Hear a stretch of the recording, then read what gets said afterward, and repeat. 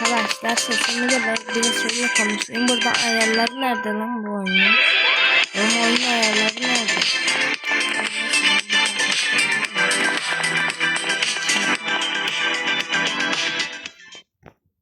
Neyse. Evet arkadaşlar, benim söylediğim gibi oyunun seslerini kıstım şu an. Burada hatta insanlar var. Neyse. Tavşan kedi falan filan. Yeniden bağlanıyor diyor. Bekleyelim. Oğlum internet çok az geliyor, şu an köydeyim.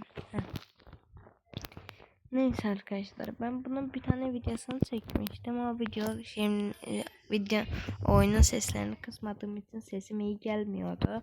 Ben de eğer onu da yine de atmamı istiyorsanız bu videoya 500 beğeni gelsin.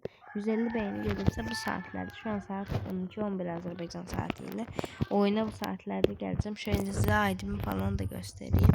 Bana arkadaşlık atmak isteyenler atsın. Yarına kadar hepsini açsam. Bunu da bana bir tanesi aktifti. Bu şimdi çıkmış oyunda. Bunu biri atmıştı bana. Neyse. Hadi gördüğünüz gibi oyunda, yani ben biraz oyunu biliyorum. Buradan bir tane oğlum arkadaşlar, bağlantı kesildi. Neyse arkadaşlar, oyuna şimdi burada dışarıda daha iyi internet geliyor da kardeşim falan ses yapıyorlar. Bunun bu senenin devamlı gelmesini istiyorsanız 150 like, yarın da eğer 150 like gelirse geleceğim. Abone olmak da şart. Yorumları yazıyorsunuz ki abone oldum ve güle güle arkadaşlar. Abone olmayı, like atmayı unutmayın.